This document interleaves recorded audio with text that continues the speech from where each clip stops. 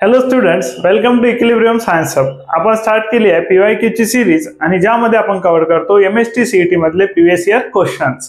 So आतापर्यंत आपण बघितलं पॅकिंग इफिशियन्सी, त्यानंतर आपण बघितलं युनिट सेल्स, त्यानंतर आपण बघत होतो relation between the edge length and radius of particle or sphere in unit cell. बघा त्यामध्ये relation between edge length and radius मध्ये आपण कव्हर केलं सुरुवातीला सिंपल क्यूबिक युनिट सेल, त्यानंतर आपण कव्हर केलं body centred cubic unit cell आणि आता आपण आलो आहे face centred cubic unit cell वरती.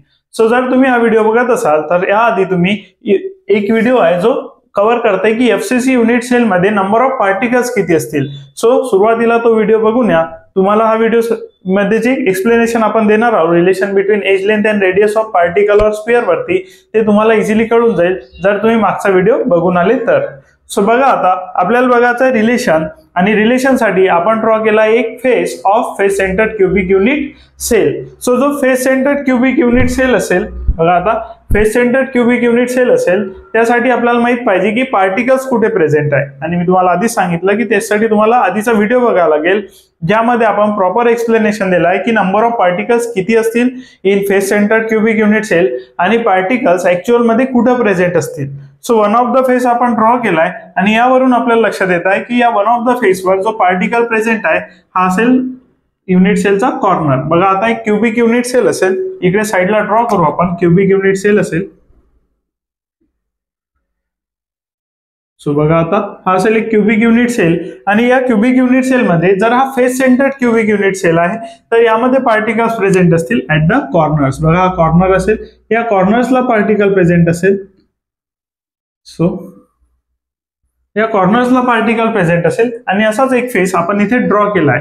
हा पार्टिकल असेल कॉर्नरचा, हा सुद्धा पार्टिकल असेल कॉर्नरचा आणि याचं जे कंट्रीब्युशन असेल ते युनिट सेल मध्ये किती असेल यासाठी सांगितलं मी तुम्हाला. व्हिडिओ बघावा लागेल तुम्हाला आधीचा, तसं सांगून देतो पुन्हा. बघा यामध्ये जे कंट्रीब्युशन असेल पार्टिकलचं ते असेल 1/8. मीन्स हा जो पूर्ण पार्टिकल आहे यापैकी 1/8 पार्ट फक्त कुठे असेल प्रेझेंट युनिट सेल मध्ये जो आपण ड्रॉ केलाय. बाकी अदर युनिट सेल मध्ये प्रेझेंट असेल. आणि त्यानंतर हा जो पार्टिकल दिसत आहे at the middle of the unit cell, unit सेलच्या मधात जो पार्टिकल दिसत असेल हा पार्टिकल आहे फेसचा. मीन्स पार्टिकल कुठे प्रेझेंट आहे फेसला. मीन्स असे 4 बघा आता 6 फेसेस असतात. बघा 6 फेसेस असतात कशाला, क्यूबिक युनिट सेलला. आणि ह्या फेसवर बघा इथे हा फेस असेल 1 हा 2, इकडे 3 हा 4 हा 5 आणि फ्रंटला फेस असेल असे 6.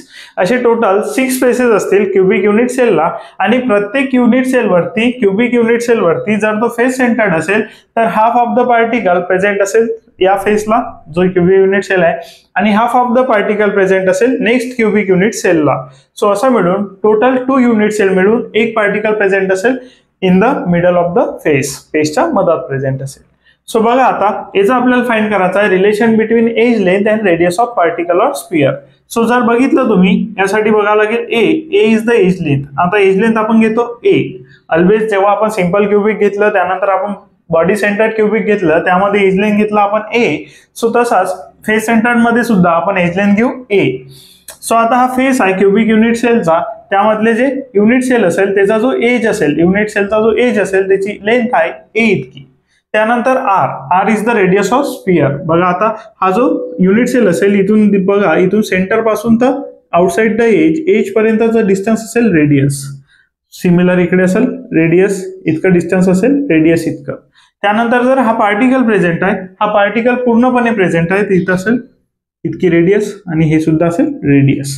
सो R+R इतकी रेडियस प्रेझेंट असेल फेसच्या पार्टिकलची. त्यानंतर R इतकी रेडियस प्रेझेंट असेल कॉर्नरची आणि R इतकी रेडियस प्रेझेंट आहे या सेकंड कॉर्नरची.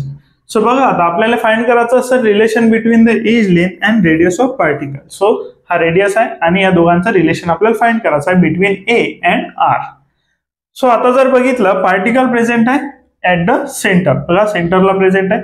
सो आपल्याला जर कॅल्क्युलेट करायचं असेल इथे बघा आता आपल्याला सर्व पार्टिकल कन्सिडरेशन मध्ये घ्यावं लागेल. जसं की हा कॉर्नरचा पार्टिकल आहे हाय कन्सिडरेशन मध्ये घ्यावा लागेल, हा कॉर्नरचा पार्टिकल आहे हाय कन्सिडरेशन मध्ये घ्यावा लागेल आणि हा जो सेंटरला पार्टिकल प्रेझेंट आहे मिडलला पार्टिकल प्रेझेंट आहे हाय कन्सिडर करावं लागेल. सो बघा आता सगळे पार्टिकल्स जर कन्सिडरेशन मध्ये घ्यायचे असेल थोडं जर आपण मागे गेलो आणि सिंपल क्यूबिक आठवलं तर त्यामध्ये जे पार्टिकल्स प्रेझेंट होते ते प्रेझेंट होते डायरेक्टली कॉर्नर्स वरती. बघा हा असेल सिंपल क्यूबिक आणि यामध्ये पार्टिकल्स प्रेझेंट होते कॉर्नर्स वरती. तो सिम्पली आपल्याला रिलेशन मिळालं होतं ए इज इक्वल टू 2r. पण इतकं सिंपल फेस सेंटर्ड क्यूबिक मध्ये आपल्याला मिळणार नाही. सो फेस सेंटर्ड क्यूबिक मध्ये आपल्याला काय करावं लागेल तर बघा हे रेडियस आहेत सर्व, ह्या कन्सिडरेशन मध्ये घ्यायसाठी इथे बनत आहे 90 डिग्रीज अँगल. बघा क्यूबिक युनिट सेल मध्ये अँगल असेल 90 डिग्रीज. सो आता टू एजेस मध्ये जो अँगल आहे 90 डिग्री याचा यूज करून आपल्याला फाइंड करावं लागेल relation between the edge length and the radius. आता 90 डिग्रीचा यूज करून आपण रिलेशन कसं फाइंड करू ते बघणार आहोत. सो बघा आता जर इथे अँगल असेल 90 डिग्री तर आपण अप्लाय करू शकतो बाय युझिंग पायथागोरस थेरम. आपल्याला इथं अप्लाय करावं लागेल पायथागोरस थेरम. त्यानंतर angle B is 90 degree, angle B equal to असेल 90 डिग्री. सो अप्लाय करा पायथागोरस थेरम. बघा जे एडी आहे, एडी साइड असेल हायपोथेनस. बघा एडी साइड असेल हायपोथेनस तर त्याचा square, AD square is equal to असेल एबी. बघा साइड असतील एबी आणि दुसरी साइड असेल बीडी प्लस बीडी. बघा आता आपण अप्लाय केला Pythagoras theorem in triangle A B D. बघा हा जो ट्रायंगल बनत आहे ए त्यानंतर बीडी ए बी डी इथे आपण अप्लाय केलाय पायथागोरस थेरम. यामध्ये एडी जे असेल ते असेल हायपोटेनस, हायपोटेनसचा square is equal to two साइडचा square A B plus B D square. आता जर आपण बघितलं ए बी आहे एज लेंथ, ए बी का असेल edge length. So A B square असेल, ए बी आहे edge length so A square. त्यानंतर बी डी सुद्धा आहे एज लेंथ सो होऊन जाईल A square is equal to AD square. बघा आता एडी स्क्वेअर इक्वल टू असेल A square plus A square. So AD square equal to होऊन जाईल, बघा एडी स्क्वेअर इक्वल टू होईल ट्वाइस ए स्क्वेअर. सो आपल्याला व्हॅल्यू मिळाली एडी स्क्वेअरची जी असेल ट्वाइस ए स्क्वेअर. त्यानंतर जर आपण एडीची व्हॅल्यू बघितलं तर ती असेल AD is equal to taking square root जर केलं तर एडीचा स्क्वेअर आहे, टेकिंग स्क्वेअर रूट केलं तर राहील एडी, 2 चा स्क्वेअर रूट केला तर √2 आणि याचा स्क्वेअर रूट केला तर असेल A. So AD is equal to आलं √2a. आता एडीच्या व्हॅल्यूचा आपल्याला कसं यूज होईल तर बघा एडी इज इक्वल टू जर बघितलं डिस्टन्स किती आहे तर बघा इतकं डिस्टन्स असेल r. त्यानंतर यामध्ये 2 रेडियस कव्हर होत आहे तर 2r. त्यानंतर इथे आणखी रेडियस कव्हर झाली तर r. So AD is equal to 4r from figure वरून जर बघितलं तर तुम्हाला लक्षात येईल एडी इज इक्वल टू आहे 4r. एडी इक्वल टू असेल 4r आणि आणखी एक रिलेशन आपण कॅल्क्युलेट केला eddy is equal to √2a. बघा आता √2a हे येऊन जाईल इक्वेशन नंबर 2, हे येऊन जाईल इक्वेशन नंबर 1. बघा एबी आणि बीडी, एबी आणि बीडी ह्या दोन्ही काय होत्या एज होत्या of the unit cell. So आपण पुट केलं A, so A square put केलं. हे बघा बीडी सुद्धा असेल edge. So A square put केलं. त्यानंतर आपल्याला रिलेशन मिळालं AD square equal to twice A square. A square plus A square is twice A square. त्यानंतर आपण घेतला स्क्वेअर रूट घेतला तर रूट एडीचा स्क्वेअर आहे, स्क्वेअर रूट कॅन्सल होऊन जाईल. त्यानंतर उरल एडी. 2 चा स्क्वेअर रूट घेतला तर येईल √2. त्यानंतर ए स्क्वेअरचा स्क्वेअर रूट घेतला तरी ए. त्यानंतर आपण फिगर वरून काय कॅल्क्युलेट करू शकतो बघा AD is equal to 4r. बघा ही डिस्टन्स असेल r इतकं डिस्टन्स असेल 2r इतकं आणि हे डिस्टन्स असेल r. सो बघा AD is equal to r इतकं डिस्टन्स. त्यानंतर हे डिस्टन्स असेल r प्लस r. त्यानंतर हे डिस्टन्स असेल r. So AD is equal to झालं 4r फ्रॉम द फिगर वरून लक्षात येईल एडी इज इक्वल टू आहे 4r. फ्रॉम इक्वेशन 1 and 2 आपल्याला मिळून जाईल 4r equal to √2 into a.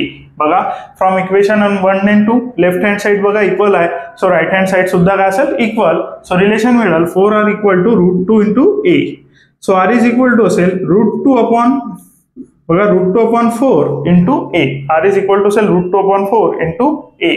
याला पुढे कॅल्क्युलेट करू शकतो. बघा r इज इक्वल टू √2, 4 ला लिहू शकतो आपण 2 इंटू 2 इंटू a. 4 ला लिहिला आपण 2 इंटू 2 इंटू a. त्यानंतर बघा r इज इक्वल टू √2. त्यानंतर 2 ला लिहू शकतो आपण √2 इंटू √2. √2 इंटू √2 इज 2 होऊन जाईल पुन्हा. बघा √2 गेट कॅन्सल, √2 कॅन्सल होऊन जाईल. त्यानंतर बघा r इज इक्वल टू असेल a अपॉन बघा √2 तर कॅन्सल झालेला आहे. न्यूमरेटर मध्ये आता रिमेनिंग आहे a अपॉन बघा 2 रिमेनिंग आहे 2√2.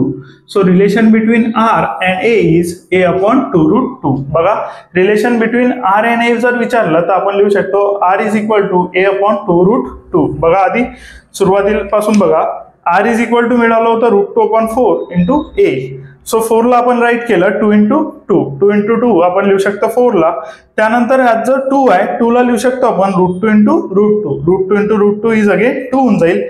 सो बघा √2 इंटू √2 लिहिलं, त्यानंतर √2 सोबत √2 केला कॅन्सल, रिमेनिंग राहिलं a/2 √2. So r is equal to असेल a/2 √2 in FCC unit cell और face centred cubic unit cell. Relation between the radius and the edge length. So here A is the edge length and R is the radius. Relation directly तुम्हाला MCQs मध्ये विचारू शकते. जे बोर्डचे MCQs असतात त्यामध्ये सुद्धा रिलेशन विचारू शकते डायरेक्टली, आणि जे MCQs असतील MST CET साठी त्यामध्ये सुद्धा विचारू शकते. त्यानंतर JEE नीट यासारख्या एक्झाम मध्ये सुद्धा याचा तुम्हाला यूज होऊ शकतो. सो बघून घ्या.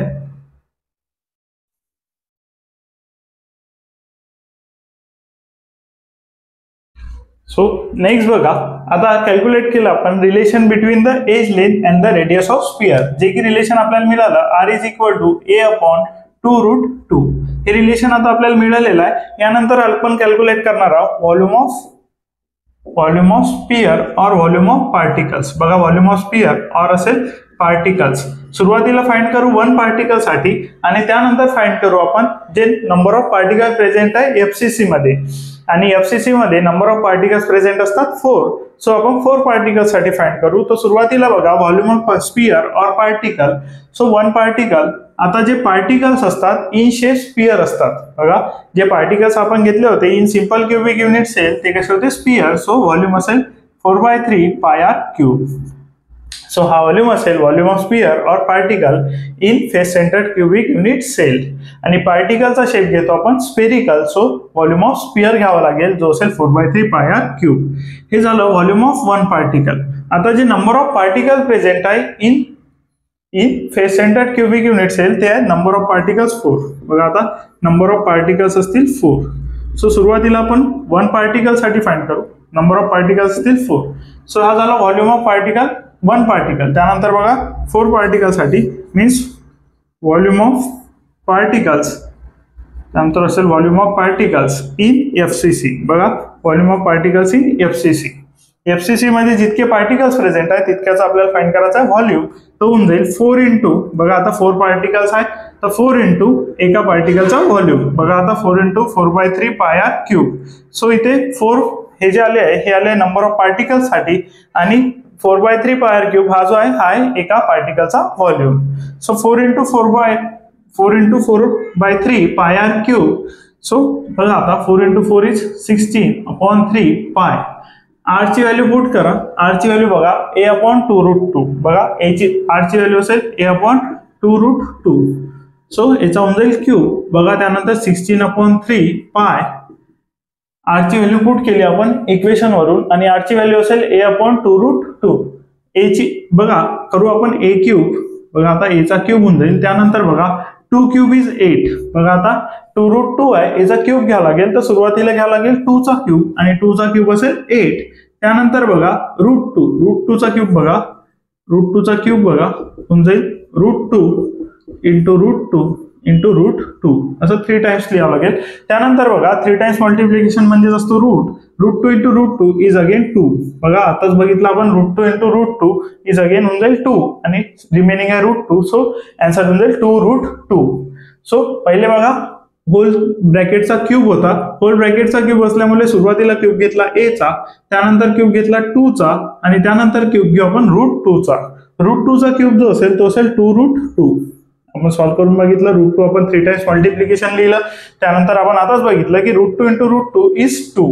त्यानंतर बघा √2 इंटू √2 इज 2 इंटू √2. सो आता 8 1 जा 8, 8 2 जा 16, 2 1 जा 2. सो आन्सर असेल πa³ √3√2. बघा आता नंबर ऑफ बघा 8 1 जा 8, 8 1 जा 8, 8 2 जा 16. त्यानंतर बघा 2 1 जा 8 1 जा 8, 8 2 जा 16. सो रिमेनिंग राहिले 2, 2 1 जा 2. सो 2 2 कॅन्सल होऊन जाईल. त्यानंतर रिमेनिंग राहील πa³/3√2. बघा रिमेनिंग राहील 3√2. सो हा असेल volume of particles in FCC. हा असेल volume of particles in FCC. बघा volume of particle volume of particles in FCC. So काय असेल व्हॉल्यूम पाय ए क्यूब अपॉन 3√2. बघा व्हॉल्यूम आला पाय ए क्यूब अपॉन 3√2 हा व्हॉल्यूम असेल volume of particles in FCC means volume of particles in FCC. बघून घ्या. आता आपण फाइंड केलं relation between the radius and the edge length R is equal to A upon 2√2 असा रिलेशन असेल between the radius and the edge length in FCC unit cell. त्यानंतर आपण find केलं व्हॉल्यूम ऑक्युपाइड बाय पार्टिकल्स. बघा volume occupied by particles in FCC unit cell. त्यानंतर बघा volume आला आपला पाय ए क्यूब अपॉन 3√2.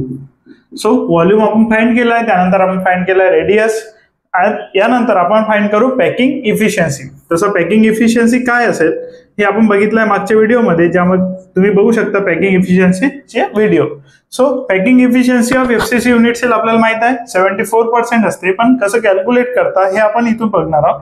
सो बघा पॅकिंग इफिशियन्सी असेल volume occupied by particles, volume occupied by particles in unit cell means आता असेल FCC unit cell. So volume occupied by particles in FCC unit cell upon total volume of unit cell. So volume occupied by particles in FCC unit cell upon total volume of unit cell. आता total volume of unit cell जर बघितलं तर आपण unit sale घेतो cubic. So shape मध्ये जी cubic unit sale घेतली आहे त्याचा व्हॉल्यूम असेल A cube because A is the edge length. A edge length असेल आणि त्याचा व्हॉल्यूम असेल A cube. Volume occupied by particles in FCC unit cell ते आपण फाइंड केला आहे जे असेल पाय ए क्यूब अपॉन 3√2. सो आता 3√2 बघा डिनॉमिनेटर मध्ये आहे त्याला होल डिनॉमिनेटर मध्ये येऊ द्या. त्यानंतर बघा पॅकिंग इफिशियन्सी. सो आपण कॅल्क्युलेट करतो पॅकिंग इफिशियन्सी आणि पॅकिंग इफिशियन्सी ऑलवेज असते पर्सेंटेज मध्ये. सो आपल्याला मल्टिप्लाय करावं लागेल 100 ने. सो आता डिनॉमिनेटर मध्ये येऊ द्या 3√2. आन्सर होऊन जाईल pi A cube upon 3√2 into A cube. So a cube get cancel, multiply by असेल 100. सो आन्सर बघा पाय अपॉन 3√2 इंटू 100 हे होऊन जाईल आपलं आन्सर. आणि जेव्हा तुम्ही याला सॉल्व्ह कराल तुमचा आन्सर येईल 74%, जे की असेल तुमची packing efficiency in FCC unit cell. बघा packing efficiency in FCC unit sale.